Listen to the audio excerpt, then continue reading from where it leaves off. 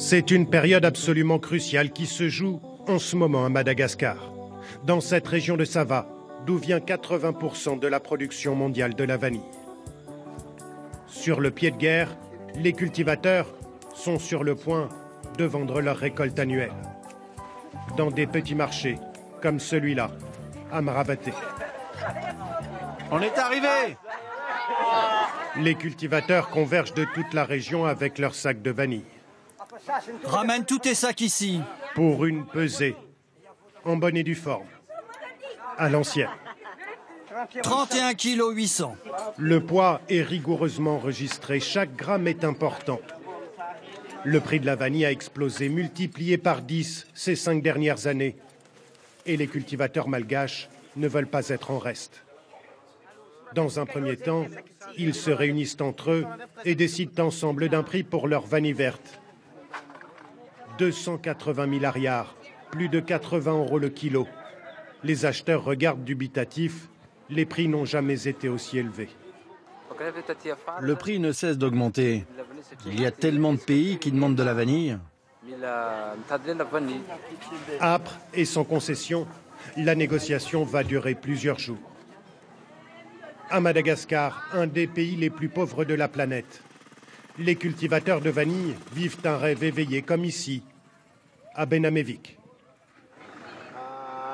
150 € le kilo, c'est pas trop peu pour ma vanille. Les acheteurs vont la sentir et ils vont voir comment elle est bonne. Merci tonton. Vito nous emmène voir Ravelo, son oncle, cultivateur comme lui. Ce dernier nous fait rentrer dans sa chambre, sans attendre, pour nous montrer son trésor, jalousement gardé sous un matelas. 100 kilos de vanille séchée, dont il espère tirer 50 000 €. Oui, c'est un grand trésor. Comme tant d'autres cultivateurs, la vie de Ravelo a été bouleversée par l'envolée du prix de la vanille. Ça fait 50 ans qu'il ne vit que de la vanille. Et maintenant, comme le prix de la vanille a augmenté, il a pu construire sa maison en dur.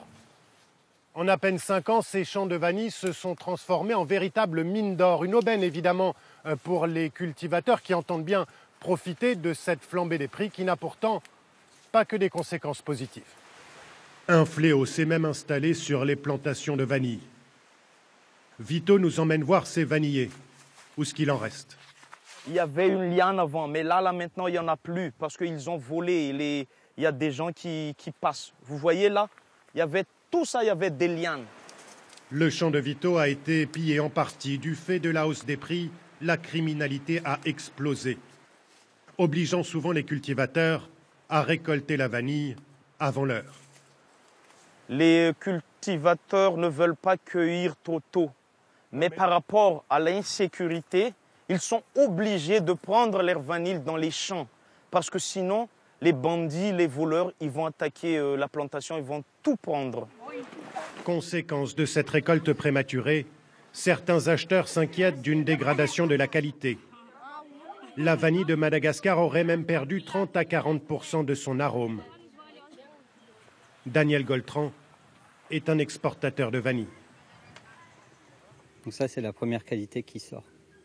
D'après lui, la forte demande en vanille sur le marché mondial contribue également à dégrader sa qualité. Même les acheteurs veulent très rapidement la vanille parce qu'ils n'ont plus de stock. Donc ils nous demandent d'aller très vite. Et c'est au détriment un peu de ce qui se faisait avant, ou l'affinage pendant plusieurs mois dans des caisses. Daniel Goltran ne s'affole pas pour autant. La vanille de Madagascar reste la meilleure au monde. Il vient d'ailleurs d'investir 2 millions d'euros pour acheter ces 50 tonnes de vanille. Et il espère les vendre 5 millions à l'étranger.